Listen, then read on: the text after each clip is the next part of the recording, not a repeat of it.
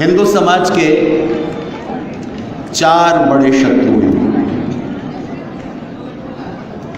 एक मुसलमान, दूसरे ईसाई, तीसरे कम्युनिस्ट, चौथे का नाम अभी बताऊंगा। विचित्र बात यह है कि हिंदू इस धरती पर किसी का शत्रु नहीं है,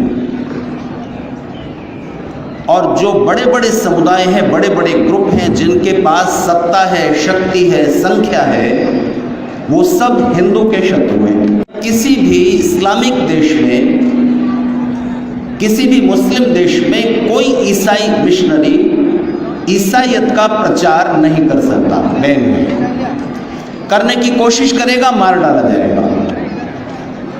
ठीक इसी तरह किसी ईसाई देश में कोई मुस्लिम धर्म प्रचारक इस्लाम का प्रचार नहीं कर सकता,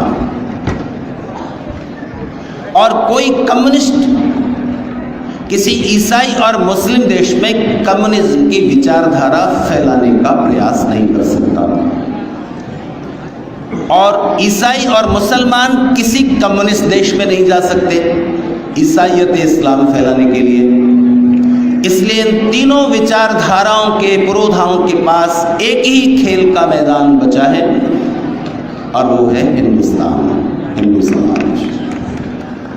तीनों का हिंदू सम्मिलित शिकार है। वो शिकारी हैं, आप शिकार हो।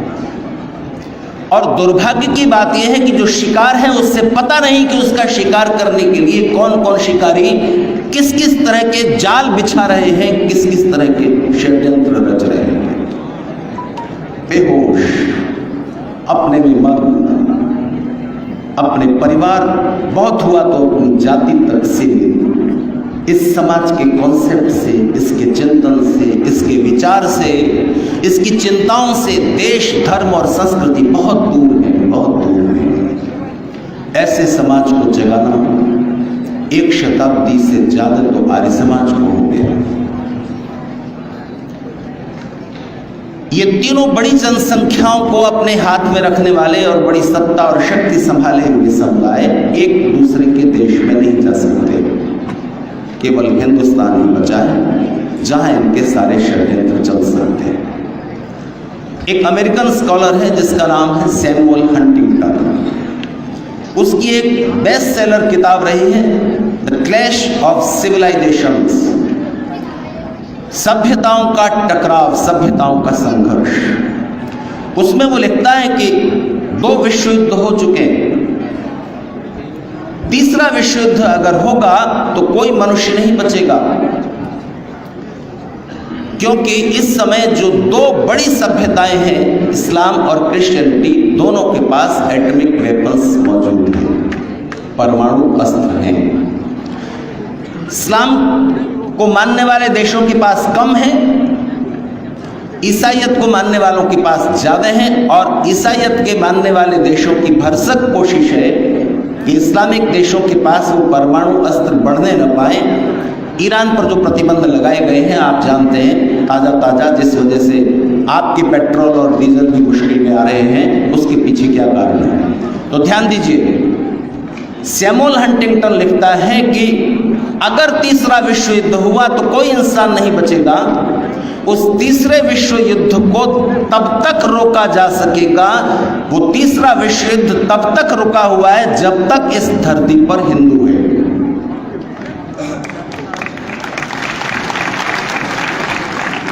ताली बजाने वाली बात बिल्कुल भी नहीं है, चिंतित होने की है। सैमुअल हंटिंगटन कहता है कि तब तक तीसरा विश्व युद्ध होने से बचा हुआ है जब तक इस धरती पर हिंदू है। क्यों?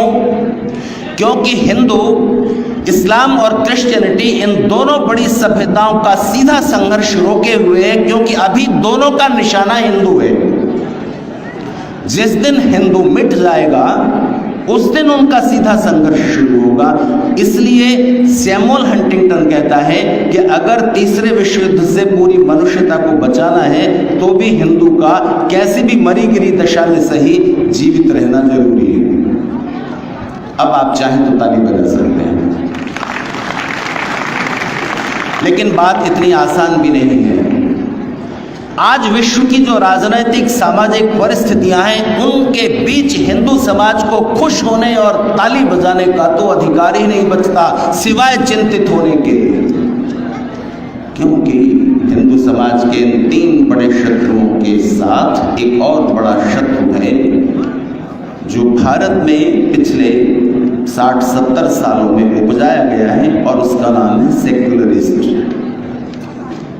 वो व्यक्ति जो धर्मनिरपेक्ष है और हिंदू है, उससे ज्यादा खतरा है।